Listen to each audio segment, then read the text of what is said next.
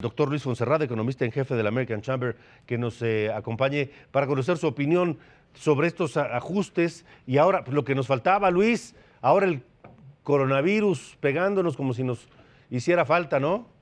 Efectivamente, Alejandro, buenos días. Buen día.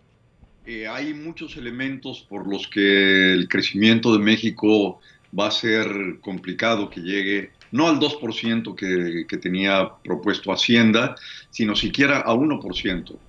Eh, la inversión, que es el principal motor, sigue con tasas negativas, a diciembre era negativo. Los proyectos de infraestructura, pues ya estamos en marzo y no se han iniciado. Si se iniciaran en mayo, junio, pueden ser interrumpidos de manera importante por la temporada de las lluvias, por ejemplo, y ahí tenemos 3 meses en los que habría muy poca actividad. Y finalmente, pues el efecto que pudiera tener en caso de que se diera de manera importante, pues es en los últimos meses del año lo que ya no sería suficiente para poder recuperar la actividad económica. El consumo sigue muy caído, apenas creciendo a tasas de alrededor de 0.5, 0.7. Las exportaciones, que pueden ser el otro gran motor, vienen con tasas negativas. Y adicionalmente el coronavirus, efectivamente.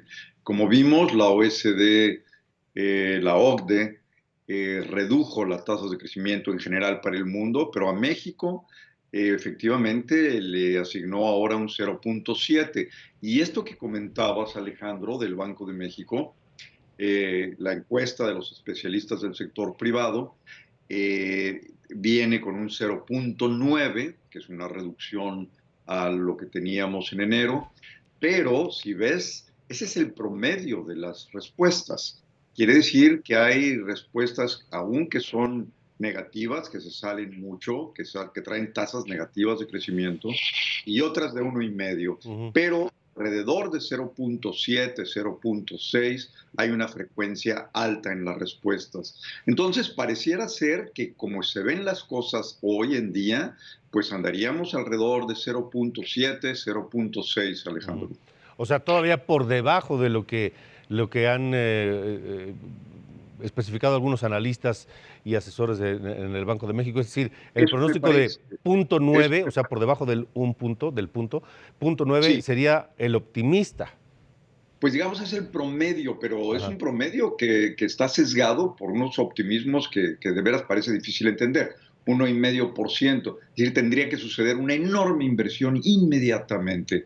No se ve que vaya a tener lugar, digamos, ¿no? Y Ujú. las exportaciones, pues tampoco, Alejandro.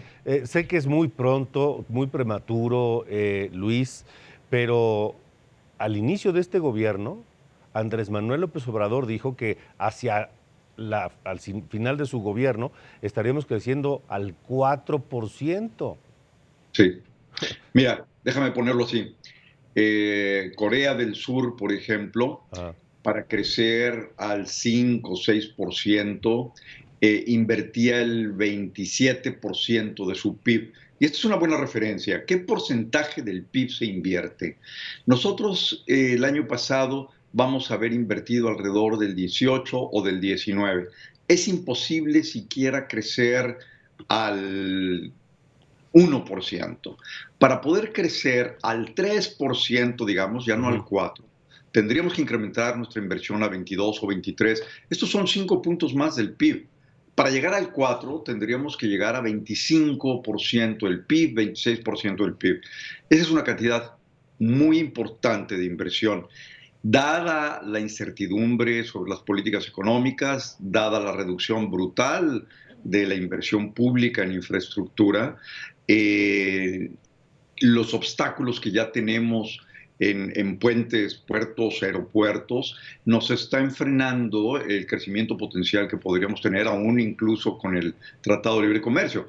Por lo tanto, llegar al 4, de veras, pues tendría que haber un cambio radical en la política pública de inversión que podría inducir a la privada, Ujú. pero ve lejos, se ve muy lejos. Me parece muy difícil que lo llegáramos a lograr. Sí, estoy de acuerdo. Pues Luis, te agradezco siempre que nos acompañes. Es muy valiosa tu opinión para nosotros. Te mando un saludo.